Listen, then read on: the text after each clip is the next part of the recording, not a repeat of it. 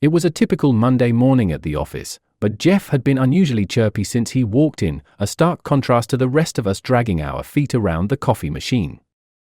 He kept flashing a grin that reached his eyes, a sure sign he was up to something. "Guess what I've got?" he teased, wiggling his eyebrows. "Let me guess, another overpriced gadget?" I replied, half interested, pouring myself the first of many coffees. "Better," he said, pulling out a small, velvet box from his coat pocket and flipping it open with a flourish. Inside, nestled on the plush red lining, was a bracelet glinting with a deep blue of sapphires. "It's for Emily. You know how special she is to me. It's a rare sapphire bracelet. Cost me a pretty penny, but she's worth every cent." I leaned in for a closer look. The bracelet was indeed stunning, each stone catching the light with an almost liquid shimmer. "She's lucky to have you," I remarked, genuinely impressed. "You see this?" Jeff pointed at the clasp where a name was delicately engraved, Anna. "It's a beautiful name, right? A special order. Just a little personal touch." I froze for a second, the name echoing in my mind. "Anna, that's a beautiful name. My wife has the same name, what a coincidence." I chuckled nervously, but inside, my heart was doing a peculiar little flip. "Yeah, what are the odds?" Jeff laughed, snapping the box shut. "Gotta keep it safe until tonight. Big surprise dinner." The day dragged on, but my mind kept drifting back to the bracelet. Anna. It couldn't be a mere coincidence. Could it? I tried to shake the thought off, focusing instead on the mountain of paperwork on my desk. Later that evening, as I got home, the image of the sapphire bracelet haunted me. I greeted Anna, who was unusually buoyant. "Had a good day?" I asked, hanging my coat. "Actually, yes. Look what I found today," she said, extending her wrist towards me. My heart sank as I saw it, a sapphire bracelet identical to the one Jeff had shown me. I took her hand, examining it closer. "This is nice. Where did you get it?" "Oh, at this little costume jewelry shop downtown. It was on sale. Just a bit of harmless fun. Isn't it pretty?" she beamed. I nodded, masking the turmoil inside. "Yeah, it's lovely." But the horror on my face wasn't due to the bracelet's potential value. It was the name Anna engraved on it, glaring back at me, a stark revelation of betrayal. I was furious, but I didn't show it. My mind raced. How could this be? Questions swirled, but answers were elusive. One thing was clear, I was determined to uncover the truth, and my revenge, whatever it would be terrible. That night, as Anna drifted to sleep, I lay awake plotting. The cheerful facade of our marriage was cracking, and beneath it lay secrets I was now compelled to unravel. My next steps would be cautious yet calculated. This was just the beginning, and the coming days would unveil the extent of the deception I was entangled in. The morning light did little to ease the restlessness of the night before. As I prepared for work, the sight of the sapphire bracelet on Anna's wrist sent a cold shiver down my spine. She noticed my gaze lingering a little too long. "Why the interest in my new bracelet?" she asked, her tone light, teasing. "You're not planning to steal it for yourself, are you?" I forced a smile. "Just admiring it again. It really suits you."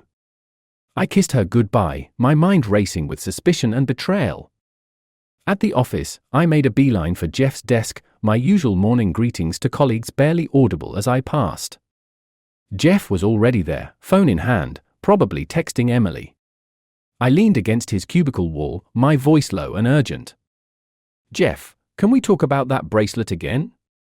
He looked up, a flicker of confusion crossing his features. "Sure, man. Still thinking it would make a good gift for Anna, huh?" "Not exactly," I said. "Anna showed up with a bracelet just like the one you bought. Same sapphires, same design. Even has a name engraved." Jeff's face paled. "What are you implying?" "Nothing yet. Just strange, isn't it? Where did you buy it?" Before Jeff could answer, our boss, Mr. Collins, approached. "Gentlemen, is everything okay here?" "Just discussing some personal matters, sir," I replied quickly, offering a strained smile. Mr. Collins nodded, seemingly satisfied, and moved on. I turned back to Jeff. "We'll talk later. I need some answers, Jeff." Throughout the day, my thoughts were in turmoil, but I knew I needed more information. After work, I stopped by the costume jewelry store Anna mentioned. Inside, the air was musty, beads and trinkets lining the walls, a stark contrast to the luxury of the sapphire bracelet. A woman behind the counter glanced up as I approached. "Can I help you find something?" she asked, her gaze curious. "I'm interested in sapphire bracelets," I said. "Like this one." I showed her a photo I'd taken of Anna's bracelet. Her eyes narrowed slightly. "That's a fine piece, but we don't sell high-end jewelry like that. Mostly costume pieces here." "Are you sure?" "My wife said she bought it here." The woman shook her head firmly. "Sorry, no." Maybe she was mistaken about the place? Frustrated, I thanked her and left, the puzzle pieces not fitting together. On my way home, a plan began to form. I needed to see Emily to find out what she knew. That evening, under the pretense of a new project, I invited Jeff and Emily over for dinner. Anna was surprised but pleased by the sudden social gesture. As they arrived, I watched closely as Emily greeted us, her wrist conspicuously bare. Throughout dinner, I steered the conversation, trying to gauge any flicker of recognition or guilt between them. "So, Emily, Jeff tells me he's planning something special for you?" I ventured, watching her reaction. Her eyes lit up, looking at Jeff with adoration. "Oh, he's always full of surprises. And gifts, I hear. Anything recent that caught your eye?" I probed further, my tone casual. She hesitated, glancing at Jeff. "Well, Jeff has excellent taste, but I haven't gotten anything yet. I'm excited though." The meal passed with laughter and wine, but my doubts only deepened. After they left, Anna turned to me, her eyes soft. "That was nice, honey. You've been so distant lately. Is everything all right?" "Everything's fine," I lied smoothly. "Just a lot on my mind with work." As I cleaned up, the real work lay ahead. The connections were unclear, but I knew something was amiss. And I was determined to uncover it, whatever the cost. This evening was just the beginning. The deceit, whatever it was, ran deeper, and I was going to dig it up. The next morning, as the fog of last night's wine lifted, my resolve hardened. I arrived early at the office, the quiet hum of the computers a stark contrast to the storm brewing in my mind. Jeff was already there, his usual cheerful demeanor absent as he focused intently on his screen. "Morning, Jeff." I kept my tone casual as I settled into my desk. After a pause long enough to be noticed but not questioned, I leaned towards him. "Hey, about last night, did Emily mention anything to you after?" Jeff glanced around, then lowered his voice. "She thought it was strange, your sudden interest." "Why the questions about gifts, man?" I sighed, feigning reluctance. "I'm just trying to figure something out." "It's personal, Jeff. Did Emily really not receive any gift from you recently?" "Look," he hesitated, his voice dropping even lower. "I wanted it to be a surprise, but since you're pushing, I plan to give her the bracelet tonight. I haven't given it to her yet." The revelation hit me harder than expected. If Jeff hadn't given Emily the bracelet yet, how did Anna get one exactly like it? The plot thickened, and my stomach churned with betrayal and confusion. "Thanks for being honest, Jeff. I appreciate it." As the day dragged on, the image of the sapphire bracelet haunted me. I needed more answers. I decided to take a long lunch, driving back to the jewelry store where I'd seen high-end bracelets before. A bell jingled as I entered, the air cool and filled with the soft gleam of precious metals and stones. "Back again?" The same clerk from the costume jewelry store greeted me with a raised eyebrow. "No, I think I got mixed up the other day." I meant to come here, I corrected myself, my eye scanning the displays. She nodded, leading me to a case filled with finer pieces. Looking for something specific? Something like this. I showed her the picture of the bracelet again. Her eyes narrowed, examining the photo closely. I remember this piece. Sold it about a week ago, she said, flipping through a ledger. It was a custom order. A custom order? My heart raced. Can you tell me who bought it? She shook her head, professionalism overtaking curiosity. I'm sorry, I can't disclose customer information. Privacy policies. Frustrated, I thanked her and left. In the parking lot, I dialed Anna's number, the phone ringing endlessly until her voicemail greeted me. I hung up, the pieces of the puzzle swirling chaotically in my mind. Back at the office, I couldn't focus. My hands itched to do something, anything. As the clock ticked closer to the end of the day, a plan formed. I would confront Anna tonight. I needed the truth, no matter how painful. The drive home felt longer than usual. When I arrived, Anna was in the kitchen, humming to herself. She looked up, smiling as I entered, but her smile faltered at the sight of my expression. We need to talk, I said, my voice firm. Anna's face fell, and she nodded, leading the way to the living room. What's going on? I held up my phone with the picture of the bracelet. Where did you really get this, Anna? Her eyes widened, and she swallowed hard. I found it. In a taxi. I thought it was fate, it even had my name on it. Found it? Anna, this is a custom piece. It's not something you just find. Her posture deflated, and she averted her eyes. I didn't want to worry you. It was a gift, but not from you. I didn't buy it. I was going to tell you, but... But what, Anna? Who gave this to you? My voice was a mix of anger and desperation. She met my gaze, tears brimming. It's complicated. I can't. You can't or you won't? I pressed, feeling both betrayed and concerned. The room felt smaller, the air thicker. Who, Anna? She took a deep breath, the words tumbling out. It's someone you know. I didn't mean for this to happen. I'm so sorry. The confession hit like a punch to the gut. My thoughts raced as I tried to process her words, the implications dizzying. Tonight was just the beginning.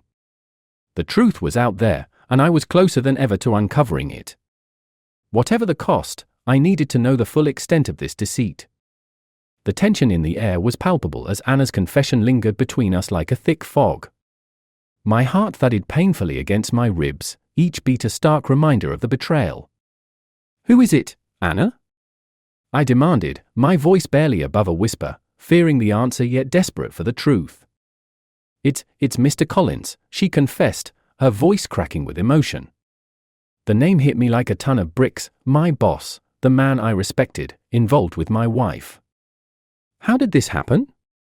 I struggled to keep my composure, sinking into the armchair as the weight of her betrayal settled in. Anna wiped away a tear, her face a mask of regret. It started a few months ago at a company retreat. It was never meant to go this far.